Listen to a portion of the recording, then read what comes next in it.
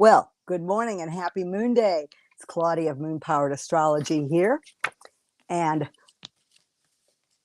the game keeps changing. Yep, we've got some more planetary movements this week.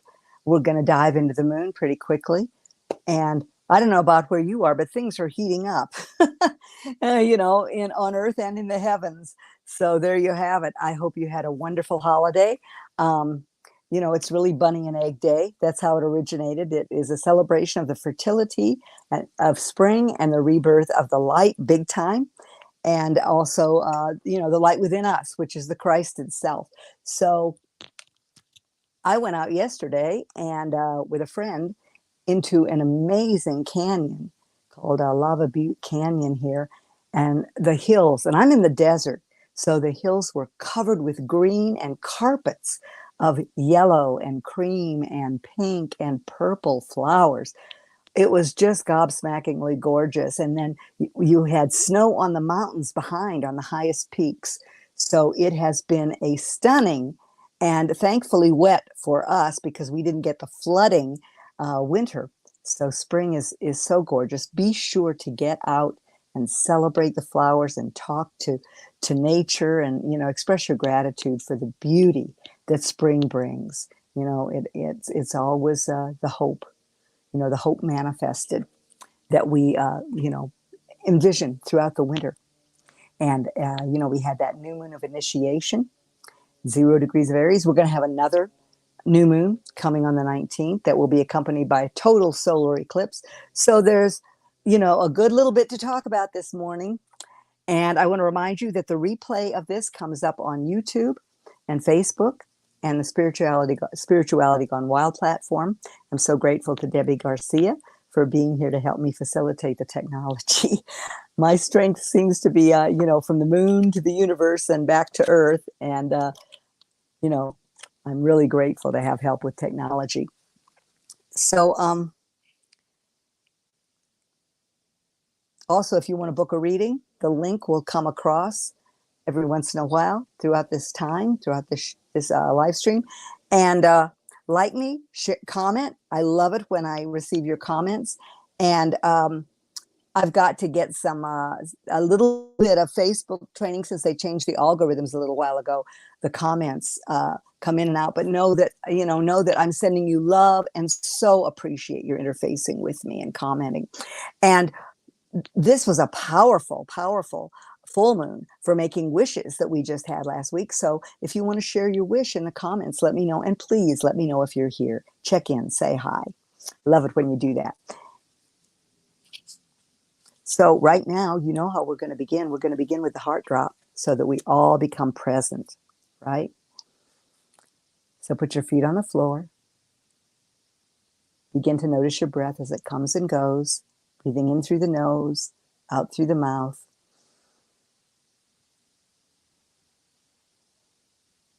Feel your hips on the chair, supported by the earth beneath.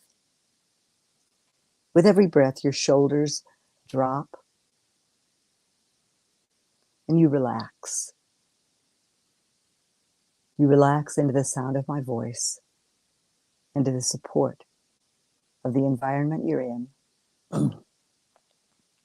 And breathe all the way from the soles of your feet, up, up, up, up, up, up, up, to the top of your head, feeling that breath go all the way to the tips of your fingers as well.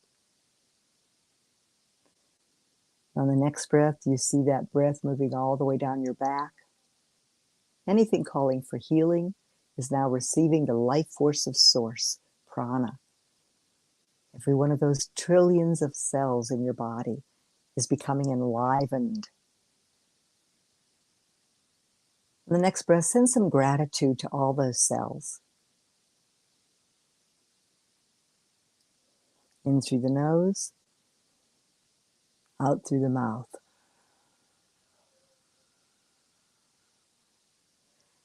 Just letting any tension leave your existence with the breath. And now on the next breath comes all the way up to the top of your crown, and white light pours down through your crown chakra. And that light now moves through every cell, clearing, cleansing, purifying. helping you focus on the present moment, the only point of real power.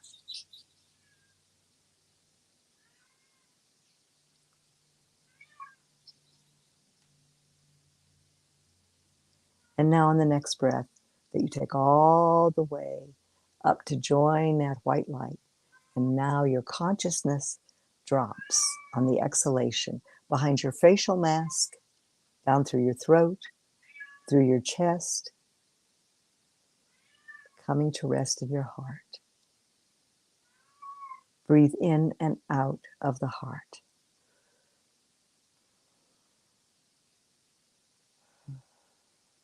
And on the next inhalation, breathe in rosy, beautiful, rosy rose quartz light, that beautiful crystalline color of self-love. Breathe it in, it fills all the chambers of your heart. And now it is joined by the emerald green light of healing and manifestation. And now as those two rays join together and you are filled with self-love, let yourself smile as you welcome that self-love to be pervasive within you. And now that light moves through every cell of your body, the heart energy moving through every cell of your body and your psyche.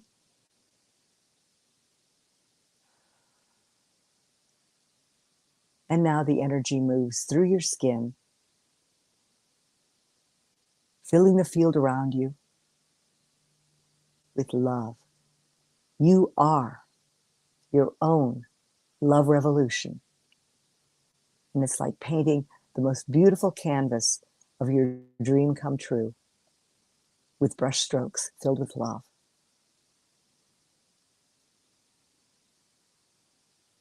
And when you feel really centered and you're basking in the glow of the rose and emerald light, those beautiful rays, open your eyes and come back to be with me. So let's rock the rhythms of the moon right now. Let's just go through the rhythms of the moon. Beginning today, the moon is currently at 16 degrees of Sagittarius. So you may feel like you really don't want to get down to business this morning because Sagittarius is expansive, it's joyful, it's curious, it's truth-seeking. So we're also in the disseminating phase following the full moon. And the full moon, you know, this is such an impactful time, and it was all about balance and harmony. And so I made a wish around harmony in my health, my finances, and throughout my well-being. And the disseminating phase is where after the full moon, which is represented by a rose blooming or a tree that blooms, and after fruit trees bloom, the fruit comes. And so disseminating phase is where you take a bite out of that metaphorical fruit. Is it bitter? Is it sweet? The full moon, like every phase, lasted 3.5 days. And so now in this phase, you reflect, you assimilate the truth of what you experienced regarding the balance and harmony and grace and justice in your own life, the peace. Are you someone who establishes peace at any price? Or do you know how to establish healthy boundaries in all your relationships and in your relationship with everything? Good question to ask, right? So this morning, we have the moon trine Chiron at about 10:27 a.m. Pacific Daylight Time. And so the emphasis, the message that was given at the full moon when the moon was opposed by the sun and Chiron united in Aries continues that message of healing. And with the trine, this lovely trine strengthens the intuition around your healing journey. So listen for those messages. And in the afternoon, you might, you might be looking at the difference between selfless service and self-sacrifice, because the boundaries may become blurred with some of the aspects in the afternoon. And so rescuing may not be so appropriate. This continues with that theme of the full moon in Libra. Libra sometimes is known for having lousy boundaries and then putting up a brick wall all of a sudden when it realizes that it didn't do the work. It didn't walk the walk of healthy boundaries. Of, Aries is me first, and Libra is me, you first, then me. So that's part of the balance, the big balance that was asked for at this full moon. Now, also today at 9:46 p.m. tonight, we have Venus moving into Gemini, and it will be there till May 7th. So it's coming out of Taurus, which will take a little of the heaviness out of the financial emphasis that's been going on. It will continue because of the nodal axis squaring the Pluto right now. Really intense stuff now through June. And so this is the lighter side of Venus. So, think about all the romantic comedies you've seen. Harry Met Sally, all the different ones. Sleepless in Seattle. They're lighter, they're multi-themed, and so play a little. Play, explore, communicate with people, really listen, really have great exchanges. This is what Gemini encourages, and all forms of writing. With Saturn in Pisces, that's about poetry. So maybe you want to write some poetry, or definitely make some entries in your journal. And also be aware that the shadow of Mercury began on April 7th. Yeah, we're in the shadow of Mercury, getting ready to go retrograde on the 21st. So you might be feeling that already. And just be aware to dot your I's and cross your T's if you're planning a vacation or making reservations. And you will be reviewing your finances, your resources, and your thought patterns regarding abundance. Do you live in a mindset of scarcity? You're a creator. Or do you live in lack? If you have what you need every day, because Taurus relates to what you need to be who you are, your values. So you'll have an opportunity to review those and strengthen them in light of all the shifts and changes that are happening. Oh my gosh, right? Such a huge time. So tomorrow, you'll be more prone to take care of business because the moon's going to move into Capricorn at 10:32 a.m. tomorrow. And the energies may make it a little hard to focus. That's where your intentions, your wish, all of your lunar work really, really comes into play, because you can always go back and it kind of cuts to the chase because you've made like 3 or 4 intentions of things you just want to initiate. So it's kind of like hard ground. What are the steps you need to take to prepare that ground for the incredibly fertile cycle of Taurus that will be coming up? But before that, preparing you for the total solar eclipse at the time of the full moon on the 19th, of the new moon on the 19th at 29 degrees of Aries. So we have 2 lunations in Aries, 2 new moons in Aries. And the first was initiation, and the second will be about endings and new beginnings, completion and new beginnings. And we'll be going more into that, especially next Monday. That's what it'll be all about, is tuning you into the solar eclipse, where it'll be visible, and how to utilize, how to step through those portals. Eclipses are portals of possibility. And with Aries, it puts the fire in your belly to activate some of those possibilities.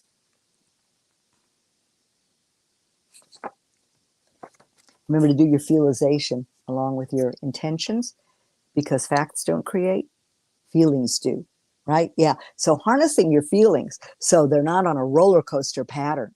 Remembering to breathe, feel your feet drop into your heart. It's that simple.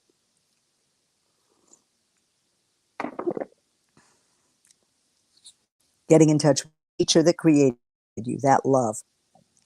So on Wednesday, the 12th, unresolved issues may surface when the moon squares Chiron. So this message of healing potential, as I mentioned, continues. You want to tap into that.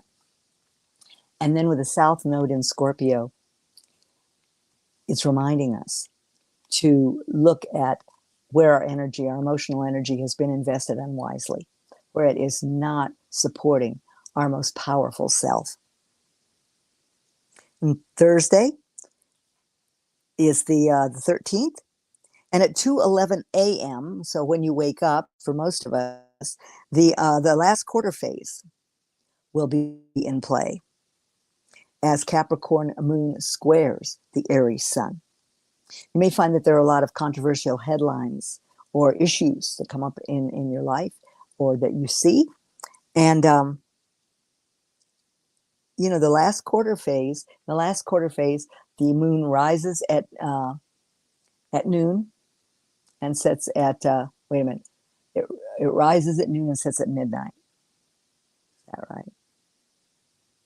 It rises at midnight and sets at noon. There, that's right. So during this phase, the disseminating phase, the moon rises at 9 p.m. and sets at 9 a.m. So that's how it goes. 3.5 days to each phase, moves through a 3-hour difference in rising and setting during each phase. So the moon in Aquarius is going to significantly change the emotional landscape at 1:42 p.m. Pacific Daylight Time on Thursday. And immediately, it's going to conjunct Pluto. 30 minutes later, it conjuncts Pluto. So that night will be a good night for social activities. So that's something for you to keep in mind. That's Thursday. And on Friday the 14th, independent action is a strong theme on Friday. Solemn decisions in financial or relationship matters may need to be addressed and made. So take concrete action to create more assurance, more feelings of assurance about the direction that you're headed in. But concrete action is going to be required. And that's Friday as you finish the week. Kind of perfect, right? And then it can cogitate, over the weekend. It can brew, sort of, right? And you might find that on Friday night, there's a bit of a rebellious attitude late Friday night when the moon squares Uranus, rebellious Uranus. Yeah. So it will be Aquarius, moon in Aquarius squaring its own ruler, Uranus. So that means that communication is key. Two different energies, a square, two different energies that are trying to find a way to communicate with each other. On Saturday, the moon moves into Pisces. And inspiration, imagination, compassion, and dancing. God, dancing on Saturday. Or dance around your home. Wake up and just get moving. After all, Saturn's going to remain in Pisces for 2.5 years, reminding us to go with the flow, be in the flow, be the flow. And the moon is going to conjunct Saturn.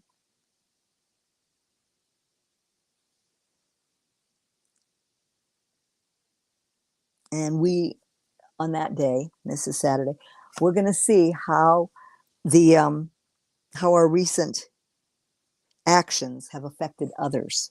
So just be aware of that on Saturday and remember the heart drop. Open your heart and remember that Pisces moon is about compassion and staying in touch with that which inspires you. Knowing that Source is breathing you every moment. It's expressing you from that deep place within you, that which you are. Sunday, harmony and flow are two of the words for that day.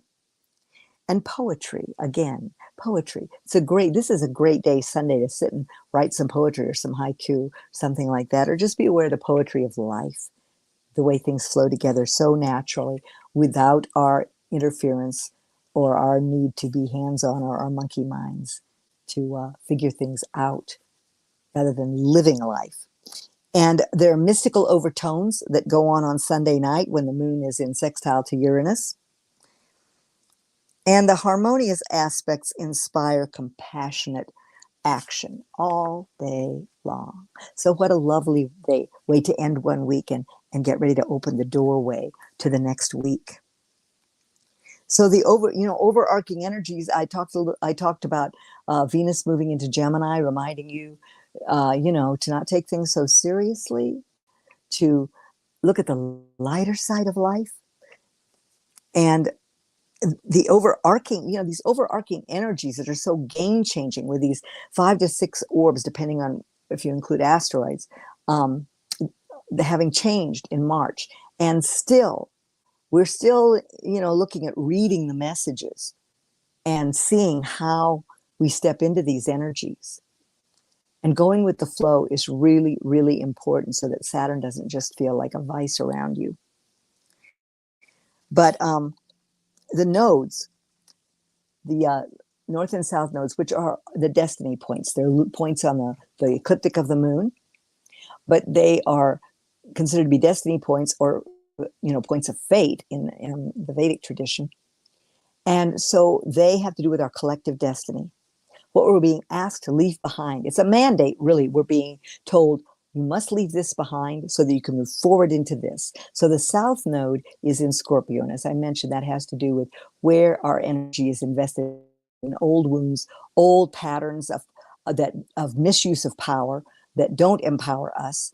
One of the big ones to watch out for is possessiveness around your old wounds and projecting from that, because we're on fast track now. And what you focus on, what your words underscore, what your thoughts and your feelings embrace, determines your reality. And I know when I go into a situation with someone who has a negative field, it can affect me so much. And I think, Claudia, you have tools, you've done a lot of work. Why is this affecting you so much? We are so much more sensitive. And it's also like get back on your high flying disc, as Abraham says. Move yourself into that space of high frequency, drop into your heart, move into high frequency as fast as possible, and just sit there and be there as you watch the rays clear your energy field. Just clear that field and look at what you borrowed. Did you borrow some of that negativity? And one of the things to watch for with Venus and Gemini is gossip, because gossip will really lower your frequency. So be in integrity around that. Discussing an issue might be one thing, but you have to be very careful not to throw negative bombs towards someone, right? And it may seem just light. And, my grandmother used to say, if you don't have anything to say, and it wasn't if you don't have anything nice to say, it was, if you don't have anything to say, don't say anything. True? Is it true? Is it kind? Is it loving? Is it necessary? Those are the things to ask yourself, and embrace the high, playful, wonderful side of Gemini, Venus and Gemini. But with the nodes, the South Node, as I mentioned, has to do with where your energy, emotional energy, is invested and what you're going to eliminate. It also has to do with the colon and the eliminative processes in our body as well as our life. So, in spring's a great time to do a fast and a cleanse as we move into spring, and this powerful, powerful time, clearing the decks for what we're initiating and what's coming to be in our lives and therefore in our world. And the North Node is in Taurus currently, and the nodes move in the opposite direction of the planets.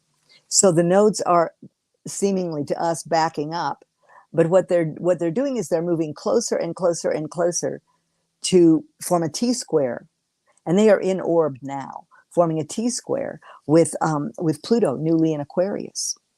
And so June 11th, the moon will move back into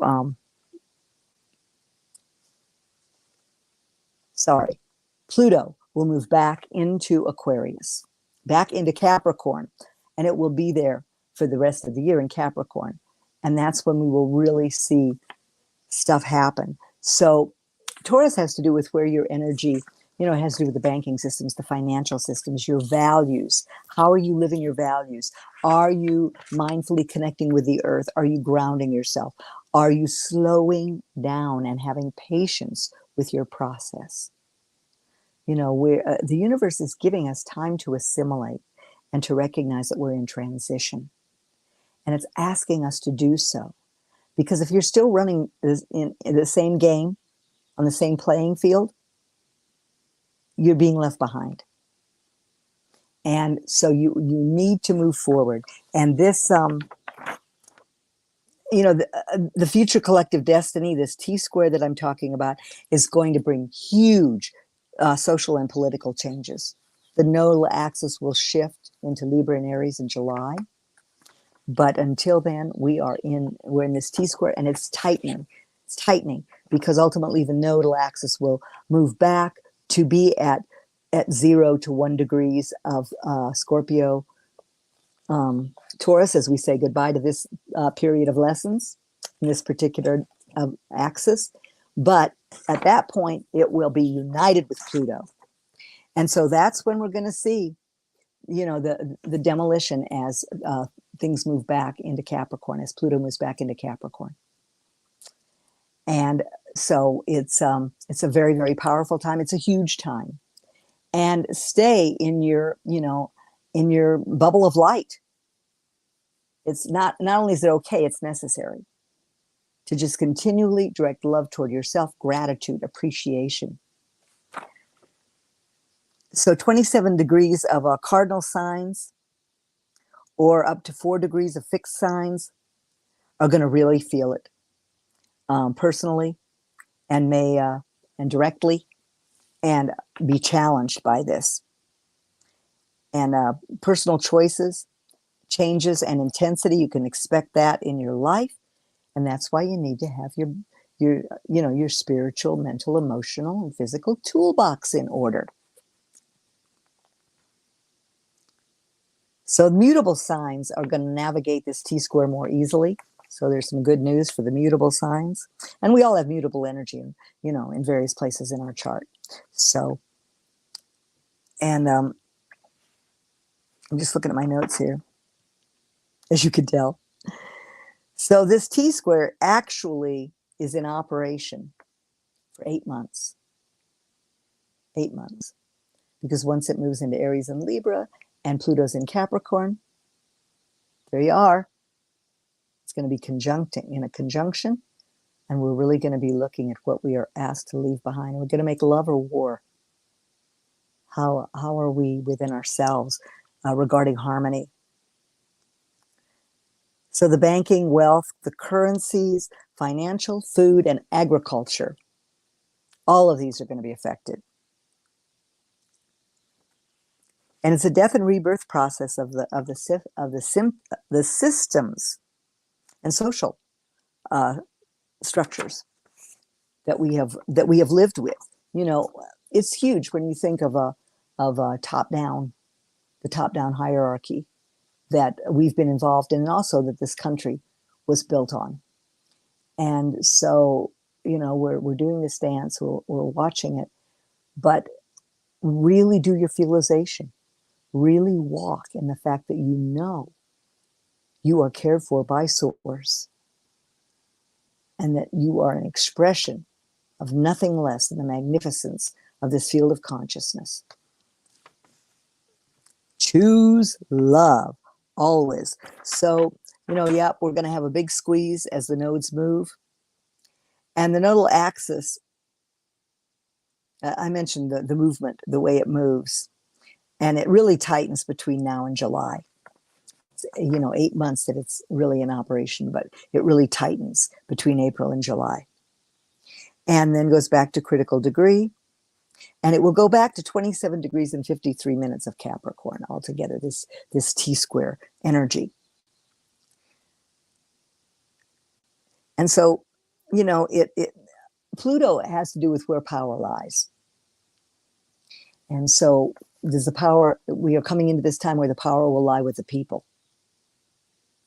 And then it will back up into the power lying with this hierarchical system as, the boys' game, the patriarchy, which is not, it's a system that is skewed towards, as they say, the 1%, but it affects men and women. So yes, the feminine has to rise in all of us, and women really do. It's time for us to step up and say, and claim the kind of life we want to live.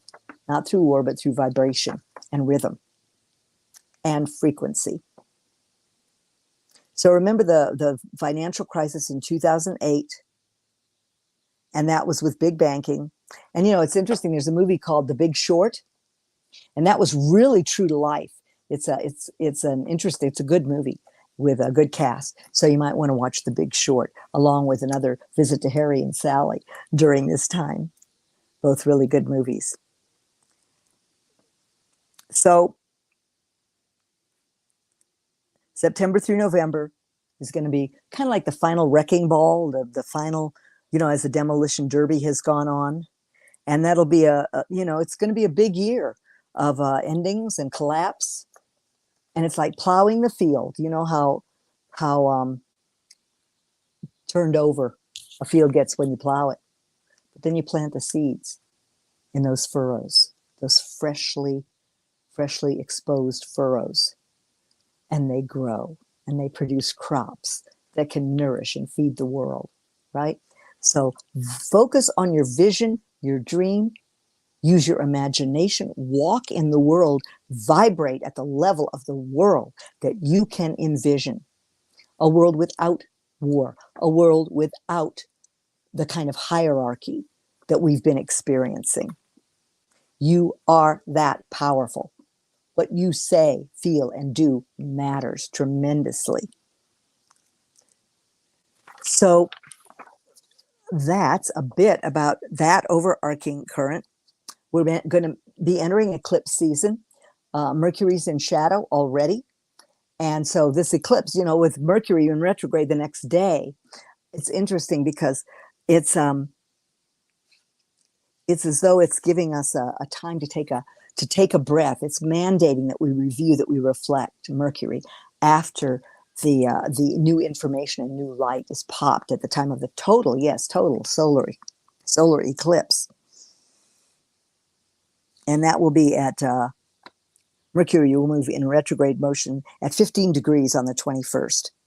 We'll go all the way back to 5 degrees. And that's why on the April 7th, when Mercury got to 5 degrees of Taurus, we entered the 2-week shadow period that precedes a retrograde. And then we have 2-week shadow once Mercury moves in direct motion. So how are you? It's going to ask you how you're using your resources. And do you know that you're enough and that you are your greatest resource? Never doubt that. Your ultimate resource is not your bank account. It's you being able to rebirth and recreate your life and yourself and your world all the time.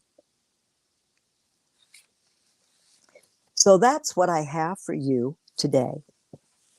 And here are a few final thoughts. I haven't seen any comments running through, so be sure to leave your comments for me at Moon Powered Astrology as you watch the replay. If you'd like to share your wish with me, I'd love that. And if you share me, I'm so grateful for that. So I woke up this morning and I listened to a lot of Muji, as you know, and he had us put our hands like this in front of our heart. I was in bed, and just say thank you. And as you do that, it's interesting. First time that came out of my mouth, all the things that I have to be thankful for came to me. For my life, to be alive, for another day, to be upright, to be able to walk and navigate through the world, for the air that I can breathe, that is really clean where I am. I hope it is where you are. For the fact that you have, you're here on the planet in an incredibly powerful time. What a gift.